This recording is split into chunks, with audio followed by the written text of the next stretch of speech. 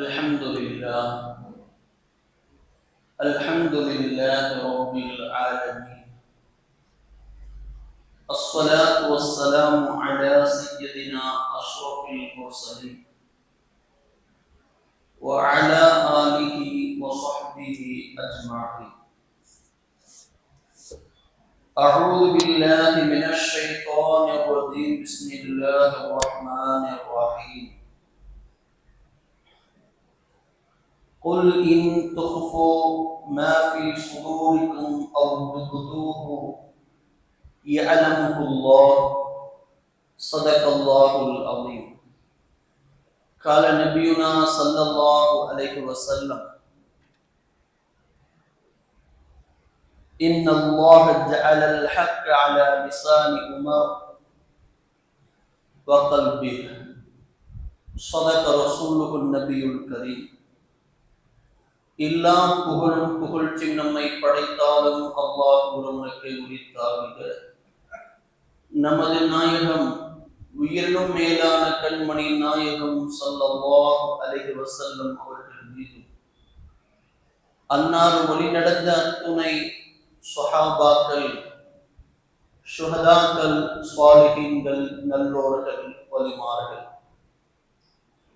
குறிப்பாக நாட்களில் சிறந்த நாளான இந்த ஜும்ஆ நாளன்று அல்லாஹ்வின் இறை இல்லத்தை தேடி மிக விரைவாக அல்லாஹ்வை தொழுது வணங்குவதற்காக வந்திருக்கும் நம் அத்துணை நபர்கள் மீதும், இனி இந்த அல்லாஹ்வின் சன்னிதானத்தை தேடி வருகிற அத்துணை இஸ்லாமிய நல் உள்ளங்கள் மீதும் ஸலாத்தினும் கருணையும் சலாமும் ஈடற்றமும் உண்டாகட்டுமாக.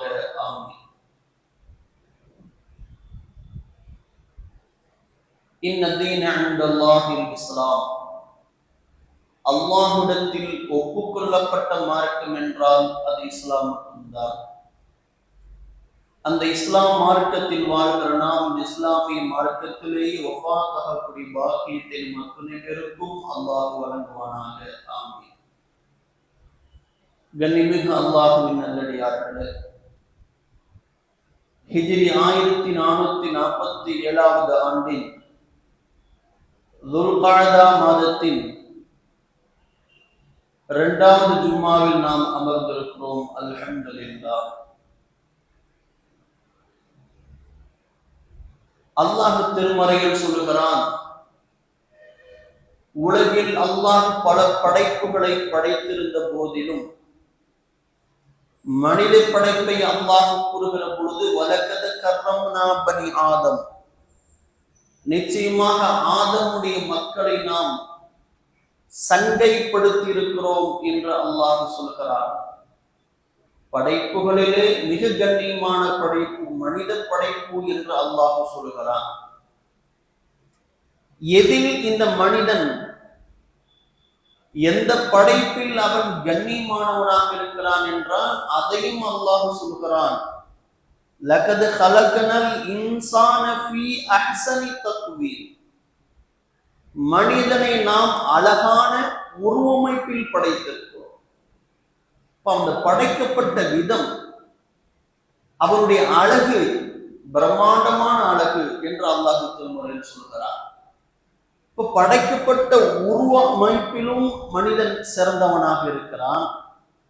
அதே மனிதன் தான் மற்ற எல்லா படைப்புகளை விடும் மிக சிறந்த படைப்பு என்பதில் எதனால் அவனுக்கு அந்த பெயர் வருகிறது என்றால், எந்த படைப்புக்கும் கொடுத்திராத சிந்தனை ஆற்றலை அல்லாஹ் மனிதனுக்கு மட்டும்தான் கொடுத்திருக்கிறார்.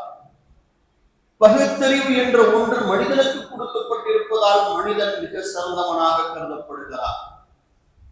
அப்போ மனிதன் உருவமைப்பிலும் அழகானவன், சிந்தனை தெளிவிலும் அவன் மிக கண்ணியமானவனாக படைக்கப்பட்டிருக்கிறார்.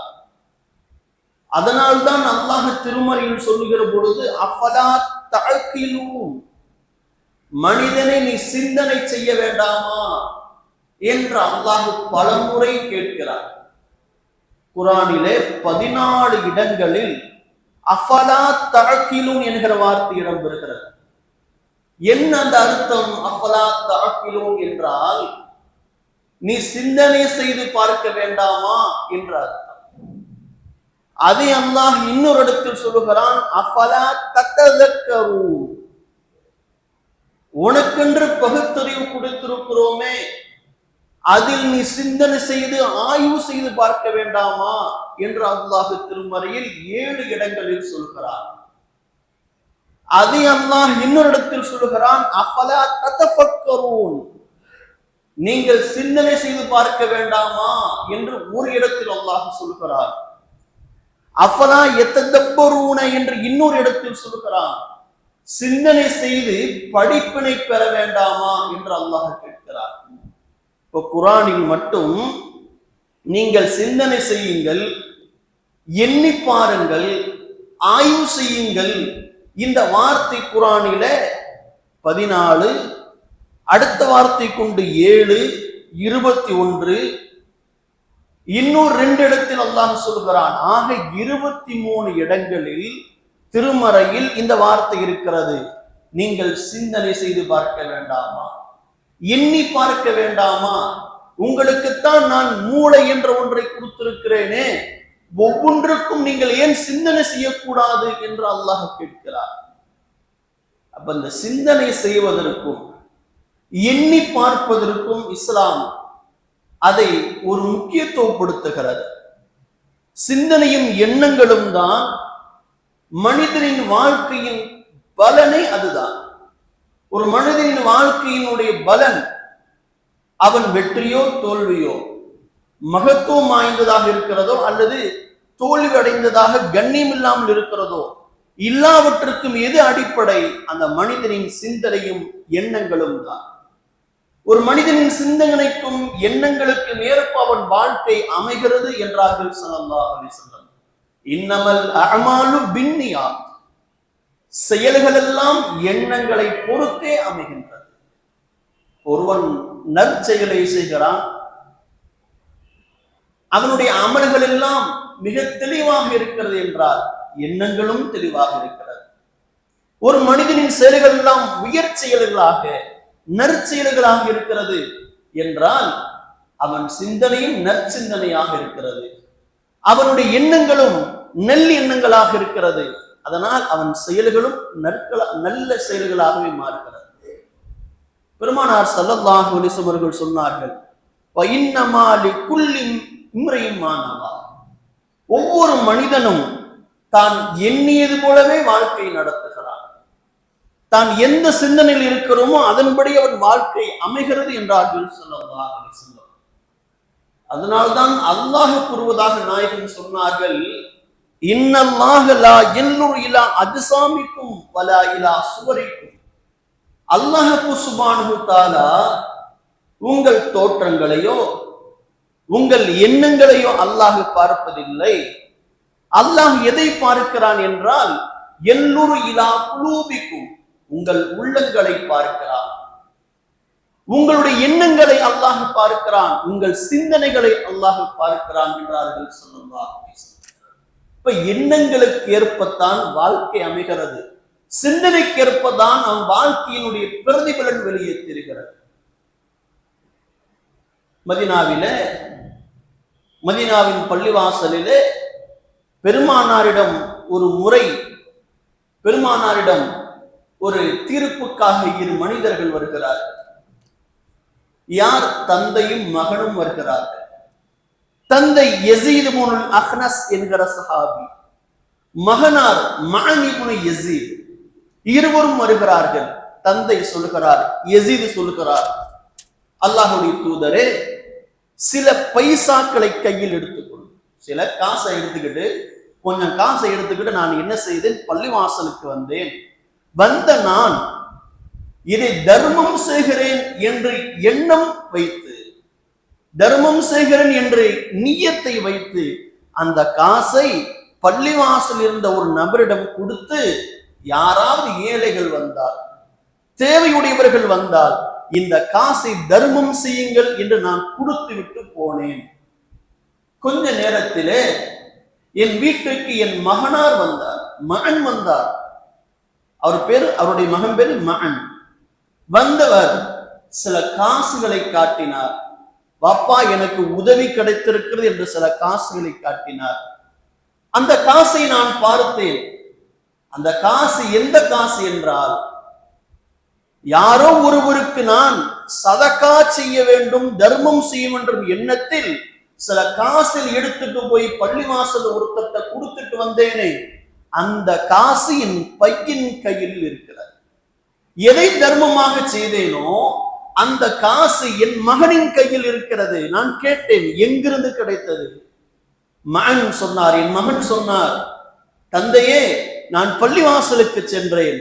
அங்கு ஒருவர் சில காசுகளை கையில் வைத்துக் கொண்டு கேட்டுக் கொண்டிருந்தார். தேவையுள்ளவர்கள் கேட்கலாம், பணம் தேவையுள்ளவர்கள் கேட்கலாம். சதக்கா செய்யப்படுவதற்காக கொடுக்கப்பட்ட காசு இடத்தில் இருக்கிறது என்று சொன்னார். நான் சென்று, எனக்கு தேவை இருக்கிறது, அந்த காசை கொடுங்க, நான் வாங்கிட்டு வந்தேன். இதை தந்தையார் யாரிடம் சொல்கிறார்? ரசூலுல்லாஹிடம் சொல்கிறார். நான் சதக்கா செய்ய வேண்டும் என்பதற்காக, ஏதோ ஒரு ஏழைக்கு தர்மம் செய்ய வேண்டும் என்பதற்காக கொடுத்து விட்டு வந்த காசு என் பையனுக்கு கிடைத்திருக்கிறது. அதனால் நான் தர்மம் செய்த கூலி எனக்கு கிடைக்குமா? ஒரு தந்தை மகனுக்கு செய்வது கடமை, தர்மமாகாது. நான் என் பிள்ளைக்கு நான் கொடுக்குறேன்னா, 10 ரூபாய் கொடுக்குறேன்னா அது தர்மம் இல்லை, கடமை. அவனுக்கு தேவையான செய்வைகளை செய்வது என்பது கடமை, தர்மமாக மாறாது. இப்ப நான் தர்மத்துக்காக கொடுத்து விட்டுள்ள பைசா என் பையனுக்கு கிடைச்சிருக்கு. அப்ப நான் தர்மம் செஞ்ச கூலி எனக்கு கிடைக்காதுல்ல. அதனால் இவன் இருந்து இந்த காசை வாங்குங்க, வாங்கி நான் யாராவது ஏழைக்கு நான் கொடுக்கிறேன் அப்படின்னு நின்னார். ரசூலுல்லாஹ்விடம் யஸீத். நன்றாக புரிய வேண்டும், யஸீத் என்பவர் சதக்கா செய்ய வேண்டும் என்பதற்காக கொடுத்த காசு அவருடைய பையனின் கையில் திரும்பி வருகிறது. பையனுக்கு செய்வது தர்மம் அல்ல, நான் தர்மம் செய்த கூலி எனக்கு கிடைக்குமா என்று நிற்கிறார். ரசூலுல்லாஹி ஸல்லல்லாஹு அலைஹி வஸல்லம் சொன்னார்கள், லக்கமா நவைத்த யா யஸீத், யஸீதே, எந்த எண்ணத்தில் நீ காசு கொடுத்தாய் தர்மம் செய்வதற்காக, அந்த கூலி உனக்கு இருக்கிறது, கவலைப்படாது. தர்மம் செய்து கொடுத்துட்ட பைசா, அந்த பைசா எப்படியும் பையன் கையில் வந்தது, அதனால தர்மம் நினைக்கிற இல்ல, நீ தர்மம் செய்து விட்டோம் என்ற எண்ணத்தில் கொடுத்தாய் அல்லவா, அதனால் அது தர்மம் தான். மகனை பார்த்து ரசூலுல்லாஹ் சொன்னார்கள், உனக்கு எப்படி கிடைச்சிருச்சு, இது உனக்கான பணம் தான், நீ வச்சுக்க. யஸீதே, நீ எந்த எண்ணத்தில் கொடுத்தாய், தர்மம் செய்ய வேண்டும் என்று கொடுத்தாய், அதனால் அதற்கான கூலி உனக்கு இருக்கிறது, நீ கவலைப்படாதே என்று நாயகம் ஸல்லல்லாஹு அலைஹி வஸல்லம் சொன்னார்கள். இங்கு நாம் கவனிக்க வேண்டியது, யஸீத் என்பவர் தர்மம் செய்ய வேண்டுவதற்காக, தர்மம் செய்யணும் என்கிற எண்ணத்தில் கொடுத்த காசு மகனுக்கே செல்கிறது. ஆனால் அவர் செய்த நீயத்திற்காக அல்லாஹ் அவருக்கு தர்மம் செய்ததற்கான கூலியை தந்து விடுகிறார்.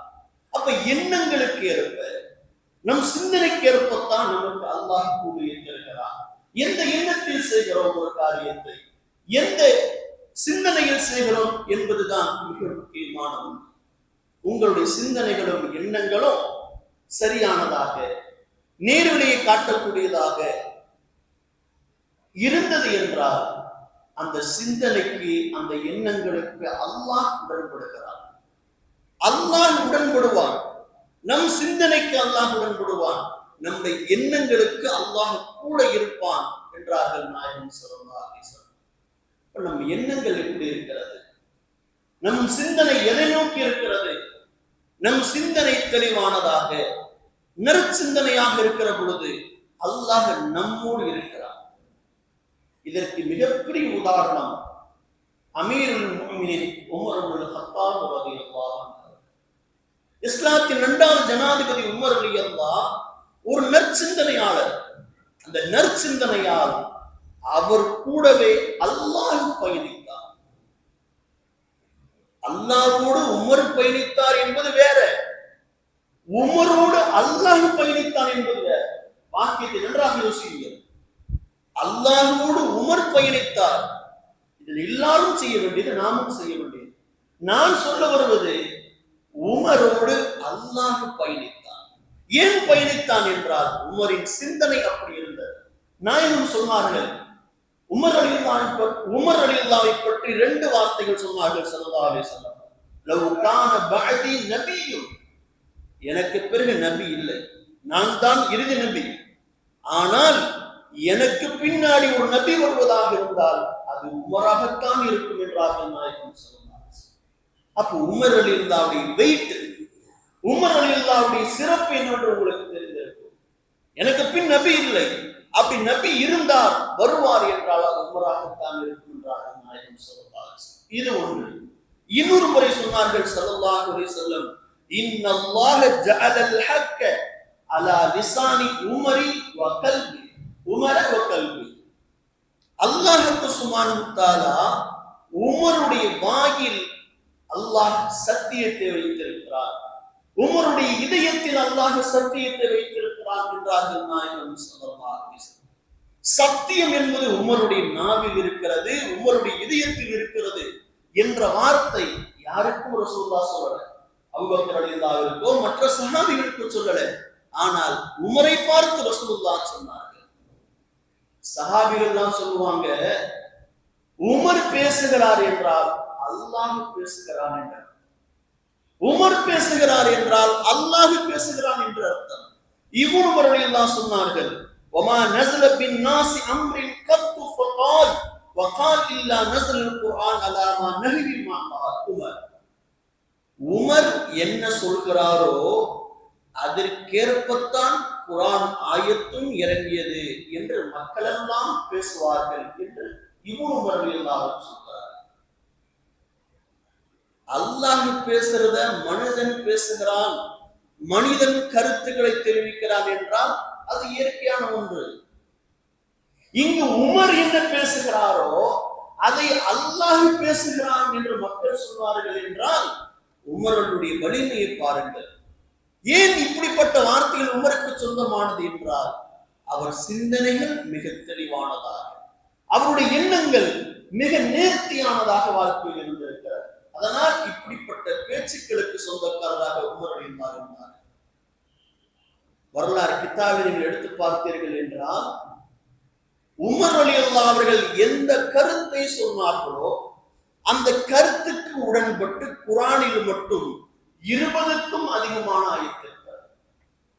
உமர் ரலியல்லாஹு என்ன கருத்து சொன்னார்களோ அந்த கருத்தை ஆமோதித்து அது வேத வசனமாக அல்லாஹ் சுப்ஹானஹு வ தஆலா குர்ஆனில் 20க்கும் அதிகமான இடங்களில் அல்லாஹ் பேசியிருக்கிறார். உமர் ரலியல்லாஹு சொல்கிறார்கள், என் விஷயத்தில் அல்லாஹ் சுப்ஹானஹு வ தஆலா பல நேரங்களில் உடன்பட்டிருக்கிறான் என்று உமர் ரலியல்லாஹு சொல்கிறார். குர்ஆனுடைய இடங்களிலே அபூபக்கர் ரலியல்லாஹுடைய கருத்துக்கு ஏற்றவாறோ மற்ற சஹாபிகளின் கருத்துக்கு ஏற்றவாறோ ஒரு ஆயத்து இறங்கியது என்று பார்த்தோம் என்றால் வரலாறு எங்கும் நாம் காண முடியாது. ஆனால் உமர் ரலியல்லாஹுடைய ஒரு கருத்து சொல்ல அந்த கருத்துக்கு தோதுவாக அதற்கு உடன்பட்டு அல்லாஹ் 20க்கும் அதிகமான இடங்களில் தன் வேத வசனங்களை அல்லாஹ் இறக்கியிருக்கிறார். சொல்கிறார்கள் உமர் ரலியல்லாஹு, அல்லாஹ்விடம் கேட்டார்கள் உமர் ரலியல்லாஹு, அல்லாஹு பையின் லனா ஃபில் கம்ரி பயானன் ஷாஃபியா, யா அல்லாஹ் மது விஷயத்தில் மது முற்றிலும் ஹராமாக்கப்பட வேண்டும் யா ரசூலல்லாஹ் என்று அல்லாஹ்விடம் அல்லாஹ்வுடைய தூதரிடம் உமர் ரலியல்லாஹு முறையிட்டார்கள். முறையிட்டதும் தாமதம் தான், அல்லாஹ் மதுவை ஹராமாக்கினார். ஹிஜாப் விஷயத்தில் அல்லாஹ்வின் தூதரிடம் வந்து சொன்னார்கள் உமர் ரலியல்லாஹு, யா ரசூலல்லாஹ், அல்லாஹ்வுடைய தூதரே, யத்ஹுலு அலா நிசாயிக்கல் பர்ரி வல் ஃபாஜிர், உங்கள் மனைவிமார்களிடம் நல்லவர்களும் வருகிறார்கள் தீயவர்களும் வருகிறார்கள். ஆனால் மனைவிமார்கள் ஹிஜாப் இல்லாமல் இருக்கிறார்கள், பர்தா இல்லாமல் இருக்கிறார்கள். பர்தா இடம் சொல்லுங்கள், பர்தாவை அணிய சொல்லுங்கள் இஸ்லாமிய பெண்களிடம் என்று முதலில் கருத்து சொன்னவர் உமர் ரலியல்லாஹு. அல்லாஹ் ஆயத்தை இறக்கினான், பெண்களுக்கு பர்தாவை அல்லாஹ் கடமையாக்கினார். அதே போல் ஒரு நேரத்தில் பெருமானார் ஸல்லல்லாஹு அலைஹி வஸல்லம் அவர்கள் பத்ருடைய கைதிகளை என்ன செய்ய வேண்டும் என்ற மசூரா நடந்த பொழுது அபூபக்கரும் முஹம்மது ஸல்லல்லாஹு அலைஹி வஸல்லம் அவர்களும் சொன்னார்கள், ஈட்டு தொகையை வாங்கிட்டு விட்டுருவோம், ஃபைன் வாங்கிட்டு விட்டுருவோம் அப்படின்னு கருத்து சொன்னாங்க. அதுதான் நடந்தது. ஆனால் உமர் என்ன சொன்னார்கள் தெரியுமா? பத்ரில் பிடிப்பட்டவர்களை கொல்ல வேண்டும் என்று சொன்னார்கள் உமர் ரலியல்லாஹு. அது சரிதான் என்று அல்லாஹ் குர்ஆனில் ஆயத்தை இறக்கினார். அதே போல ஒரு நேரத்தில் மக்காவிலே பெருமானார் ஹஜ் செய்த சமயத்தில் ரசூலுல்லாஹ்விடம் முறையிட்டார்கள் உமர் ரலியல்லாஹு அல்லாஹ்வுடைய திருத்தூதர் அவர்களே, இதோ இருக்கிறது மக்காம் இப்ராஹிம். மக்காம் இப்ராஹிம்னா காபாவை கட்டும் பொழுது இப்ராஹிம் அலைஹிஸ்ஸலாம் அந்த கல்லை ஏறி நின்னுக்கிட்டு தான் காபாவை கட்டினாங்க. அதான் மக்காம் இப்ராஹிம். இதை பார்த்து உமர் ரலியல்லாஹு சொன்னார்கள், அல்லாஹ்வுடைய திருத்தூதர் அவர்களே, லவ் இத்தஹதனா மின் மக்காம் இப்ராஹிம் முஸல்லா. இந்த மக்காம் இப்ராஹிம் இருக்குது, இப்ராஹிம் அலைஹிஸ்ஸலாமுடைய கால் பதித்த கல்லு, இந்த கல்லை நாம் ஏன் தொழும் இடமாக ஆக்கக்கூடாது? நாம் ஏன் தொழும் இடமாக ஆக்கக்கூடாது? ஆக்கினால் நன்றாக இருக்குமே என்று உமர் ரலியல்லாஹு கருத்து சொன்னார்கள். ரசூலுல்லாஹ் கொஞ்ச நேரம் சிந்தித்தார்கள். அல்லாஹ் ஆயத்தை இறக்கினான், வத்தஹிது மின் மகாமி இப்ராஹிம் முஸல்லா. மனிதர்களே, இந்த மக்காம் இப்ராஹிம் என்ற இப்ராஹிம் அலைஹிஸ்ஸலாமுடைய பாதச் சுவடுக்கு அருகாமையில் நீங்கள் தொழுமிடமாக ஆக்குங்கள், தொழுகுங்கள் என்று அல்லாஹ் கட்டளையிட்டார்.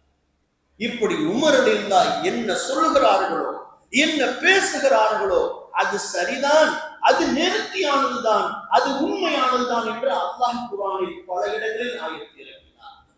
இன்னைக்கு நம்ம ஹஜ்ஜுக்கு போகும்போது மக்காம் இப்ராஹிம்ல 2 ரக்காத் தொழுகிறோம் அப்படின்னா அதுக்கு யார் காரணம் என்றால் உமர் ரலியல்லாஹு அன்ஹு. அதே போல ஒரு நாள் ஒரு ஆயத்து இறங்குகிறது, சூரத்துல் முஃமினூன்ல இருக்கிற ஒரு ஆயத்து இறங்குகிறது. வலகத் ஹலகனல் இன்சான மின் சுலாலத்தின் மின் தீன்.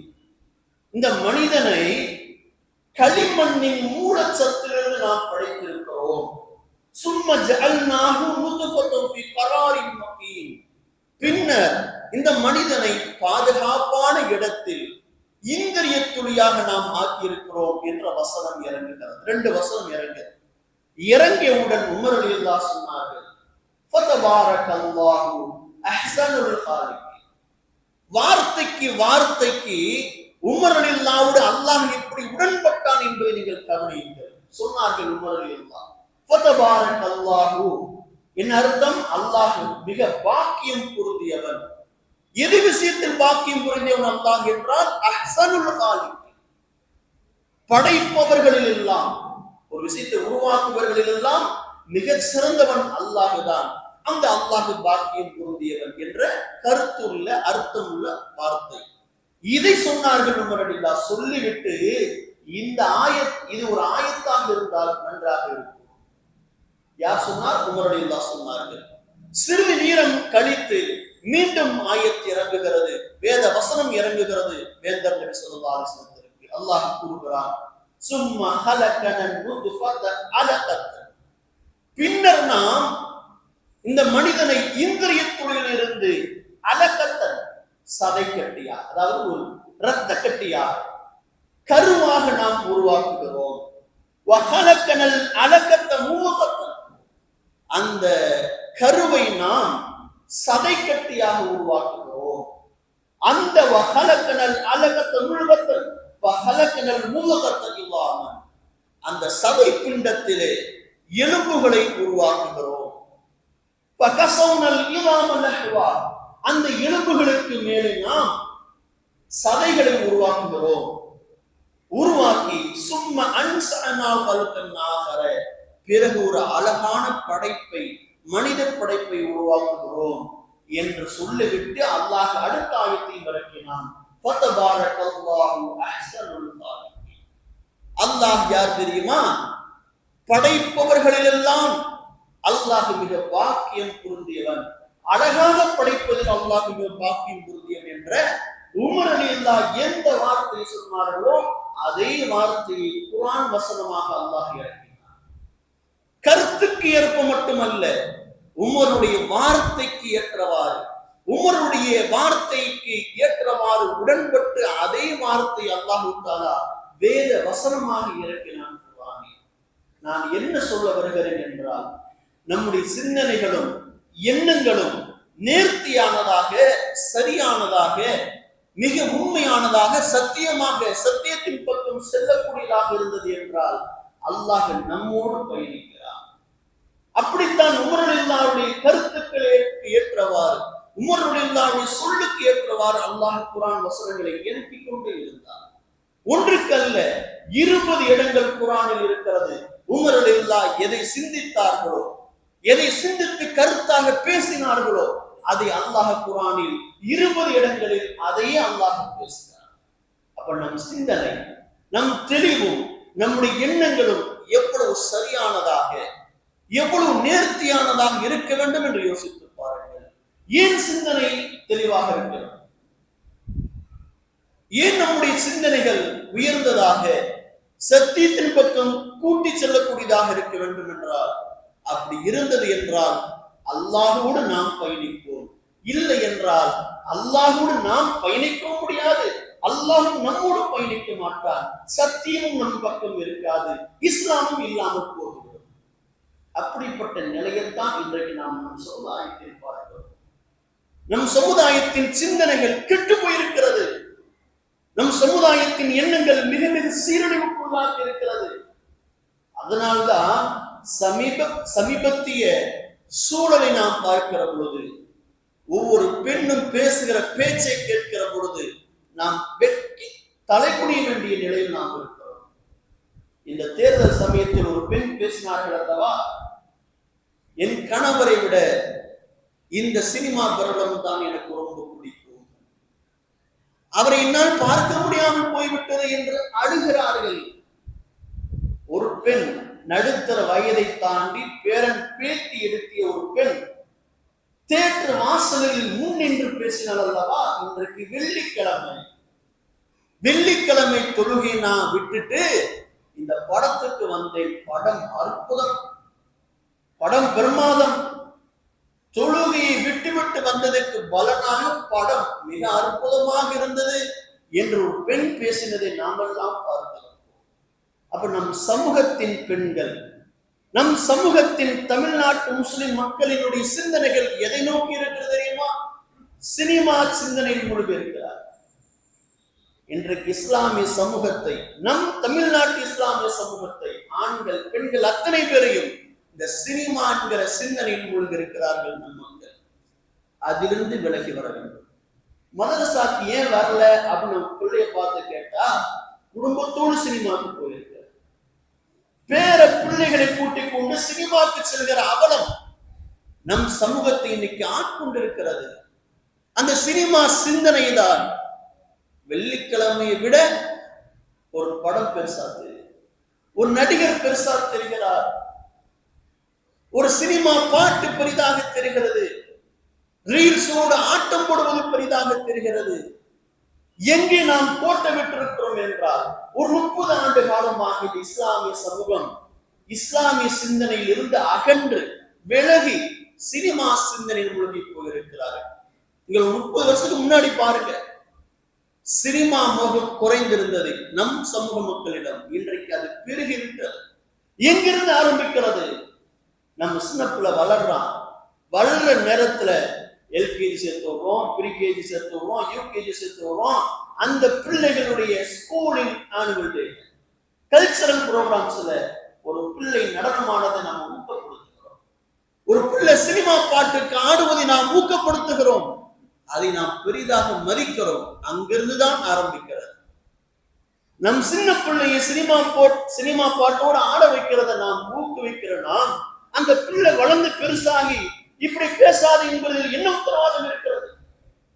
இன்னைக்கு நம்ம யோசிக்கிறோம், அந்த அம்மா அப்படி பேசுது, இந்த அம்மா இப்படி பேசுது, இவங்க எல்லாம் முஸ்லிம் பெண்ணா? எங்க நாம் விதைத்திருக்கிறோம்? சின்ன பிள்ளையில சினிமா ஊட்டிட்டோம். பெரிய பிள்ளை ஆனதுக்கு அப்புறம் ஏன் இப்படி பேசுவாங்க? பேசாமல் எப்படி இருப்பார்கள்?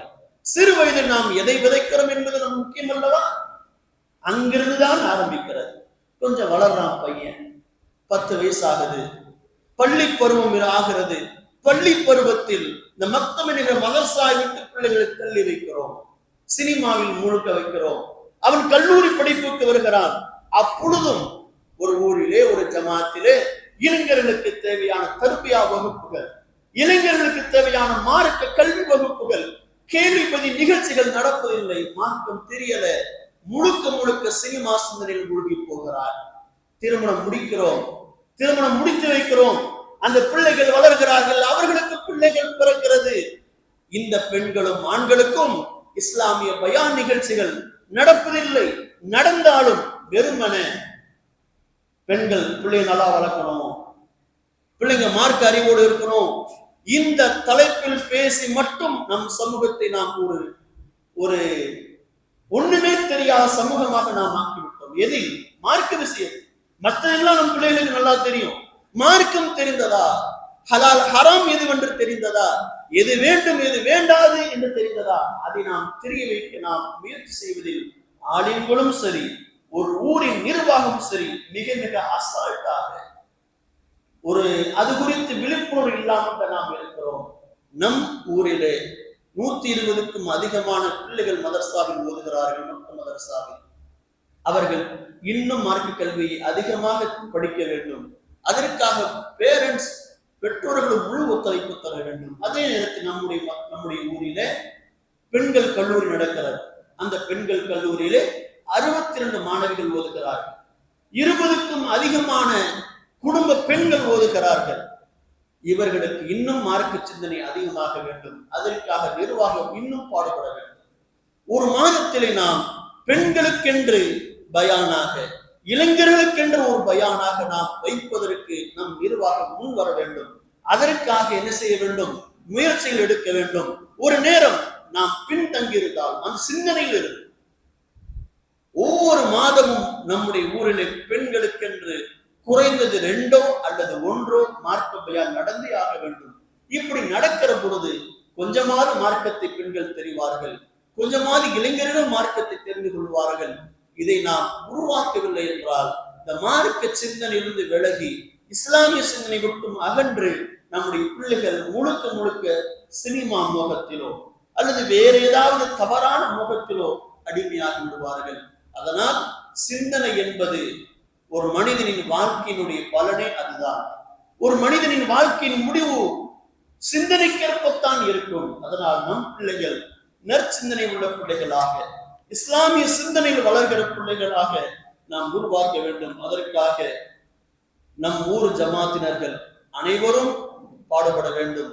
நம்முடைய ஊர் மக்களும் உலக இஸ்லாமிய மக்களும் அல்லாஹோடு பயணிக்கிற மக்களாக, மார்க்கத்தோடு பயணிக்கிற மக்களாக நம் அத்தனை பேரையும் அல்லாஹ் ஆக்குவானாக.